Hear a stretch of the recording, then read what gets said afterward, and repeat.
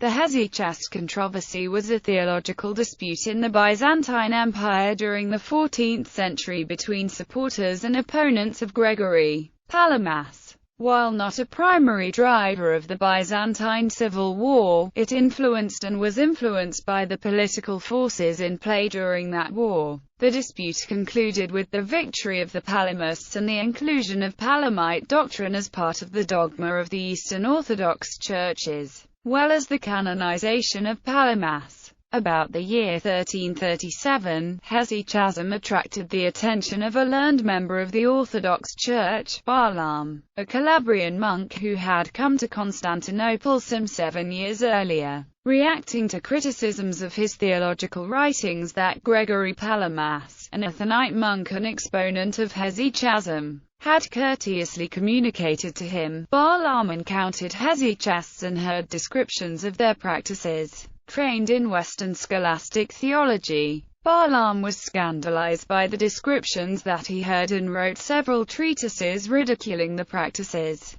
Balaam took exception to, as heretical and blasphemous, the doctrine entertained by the hesychasts as to the nature of the uncreated light, identical to that light which had been manifested to Jesus' disciples at the Transfiguration on Mount Tabor, the experience of which was said to be the goal of hesychast practice. His informants said that this light was not of the divine essence but was contemplated as another hypostasis. Balaam held this concept to be polytheistic, inasmuch as it postulated two eternal beings, a visible and an invisible God. Gregory Palamas, afterwards Archbishop of Thessalonica, was asked by his fellow monks on Mount Athos to defend hesychasm from Balaam's attacks. Well educated in Greek philosophy and thus able to defend hesychasm with methods in use also in the West, Palamas defended hesychasm in the 1340s at a series of synods in Constantinople, and wrote a number of works in its defense. In 1341 a dispute came before a synod held at Constantinople which,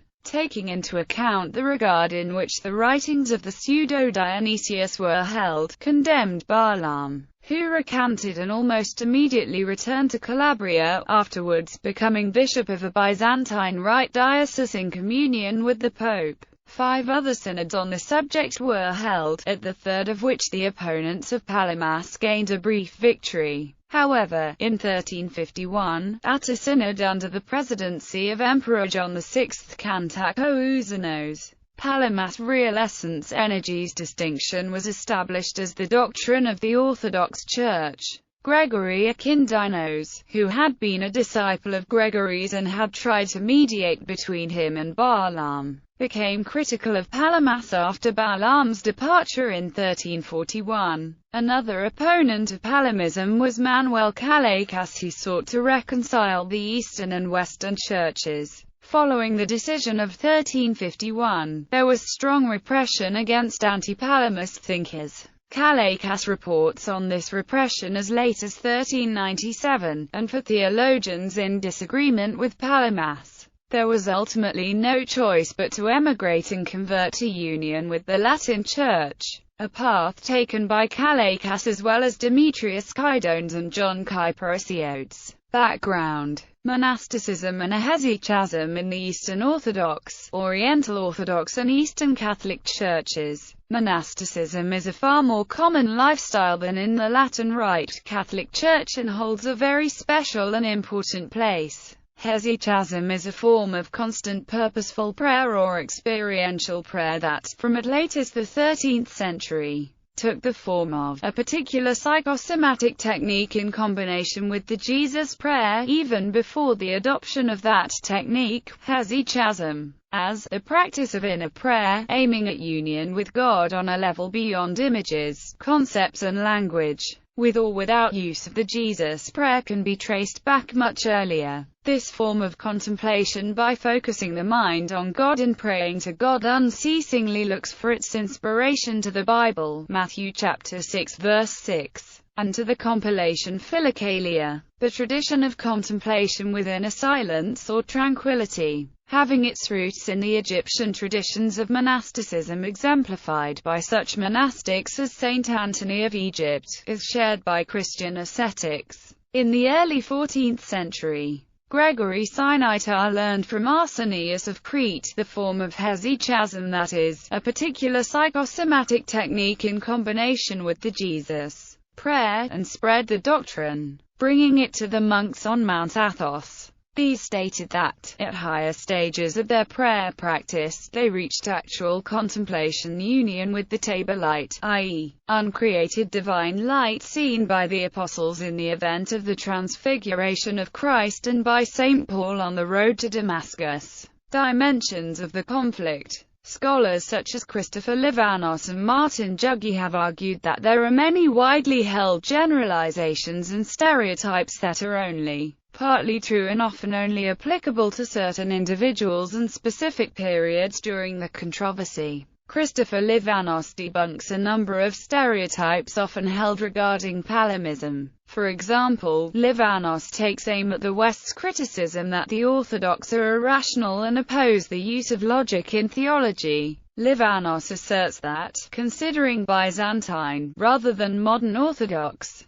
polemics, it is quite rare for a Greek writer to criticize the Latins for using logic in theology. According to Livanos, Palamas and Balaam both claimed Aristotelian logic could support their arguments. Martin Juggi suggests that many scholars have imprudently indulged in quick generalizations, panoramic overviews and systematic constructions when discussing the Hesychast controversy. He lists the following conflicts which have been employed to characterize the controversy. A struggle between two philosophical movements, baptized under the names of Aristotelianism and Platonism, or Nominalism and Realism, or about an opposition between two cultures, Latin culture represented by Balaam and those who, after him, opposed Palamas, and Byzantine culture, Peshe, represented by the Palamites, or about an antagonism between two ecclesiastical parties, the party of the monks and that of the secular clergy, or, finally,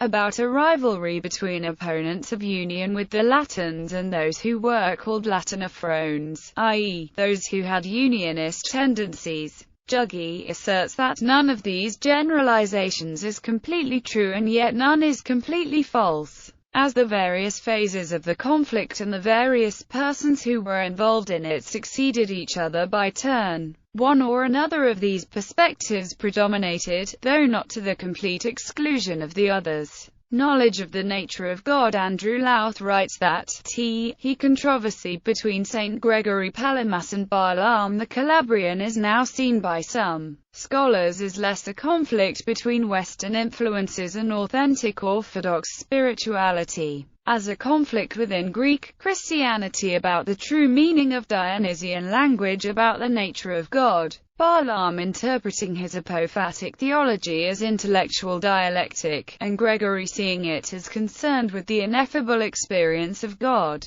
Scholasticism. Balaam is typically characterized as having been a Thomist scholastic who valued pagan philosophy over the revelations of the Church Fathers. Juan Nadal Canellis asserts that it does not seem possible to affirm, purely and simply, that Balaam placed reason above revelation, or that he accorded more authority to pagan authors than to the fathers of the Church. According to Nadal, it was Palamas who laid this charge against Balaam, a charge which Balaam vehemently denied. Aristotelianism versus Platonism. According to James Hankins, it is sometimes asserted that the Hesychasts represent the native Platonic tradition of the Orthodox Church, while their opponents represent the Aristotelian West. Hankins argues that the original debate between Balaam and Palamas was not a matter of Aristotelianism versus Platonism, but rather grew from a methodological dispute about the best way to defend orthodoxy against the attacks of the Western controversialists. Similarly, John Meindorf asserts that the widespread view that Eastern Christian thought is Platonic, in contrast to Western Aristotelianism, is erroneous.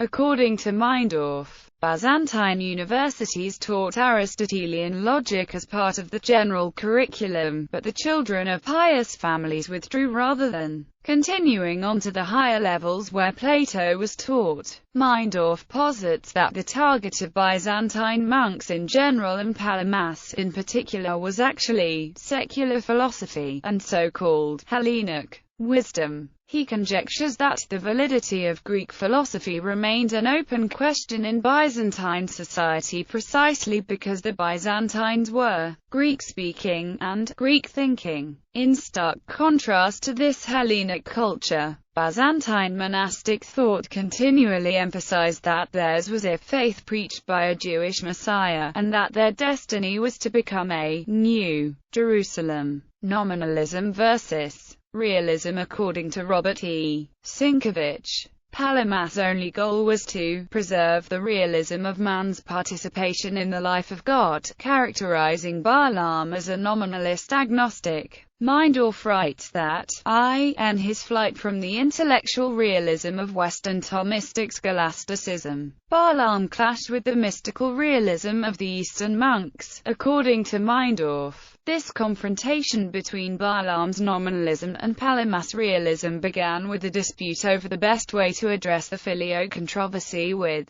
the Latins, but quickly spilled over into a conflict over hesychasm. Among his criticisms of Meindorf's presentation of the Hesychast controversy, John Romanides reserves his harshest criticism for Meindorf's characterization of Balaam as both a nominalist and a Platonist, Neoplatonist, on the grounds that the histories of philosophy and theology had up to that point presented the two views as mutually exclusive. Romanides proceeds to argue that Balaam was clearly a Christian Platonist and not a nominalist. Monastic versus Secular Clergy. Meindorf characterized the Hesychast controversy as a conflict between the Byzantine intellectuals and the Palamites. Throughout the history of the Byzantine Empire, there were two factions that took opposing views regarding the relative value of mysticism and secular rationalism. The monastic faction was conservative and staunchly opposed to secular learning. The faction often referred to as the Byzantine intellectuals was more liberal and supported a synthesis between ancient Greek philosophy and Christian theology. This latter faction included many of the higher secular clergy. Nick Trakakis cites the Hesychast controversy as one of the most significant examples of conflict between these two factions. Latin versus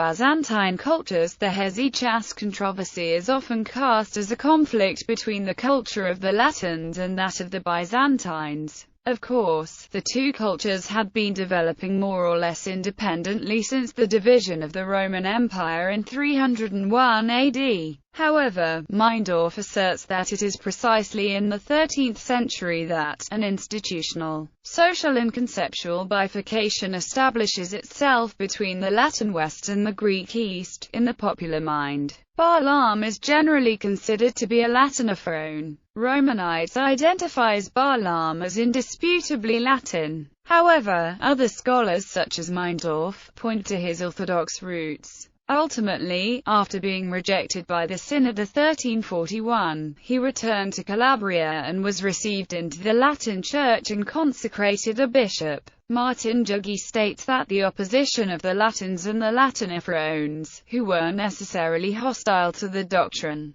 was a factor behind the opposition among the populace. Eventually Latinism and anti-Palamism became equivalent in the minds of many Orthodox Christians. However, Stephen Runciman points out that, while the theological dispute embittered the conflict, the religious and political parties did not coincide. While Cantacouzzanos sought to reach an understanding with Rome, and Demetrios Kydones, an opponent of Palamas, ultimately joined the Latin Church. Another critic of Palamas, Nicephorus Gregoras, remained vehemently Latinophobe. Supporters and opponents of union with the Latins for several centuries. The Byzantine Empire had been in conflict with the expansion of Islamic forces, first facing the Arabs and then the Seljuk Turks and ultimately the Ottoman Turks. By the 14th century, the Byzantine Empire had been in a more or less steady decline since its apex in the 11th century.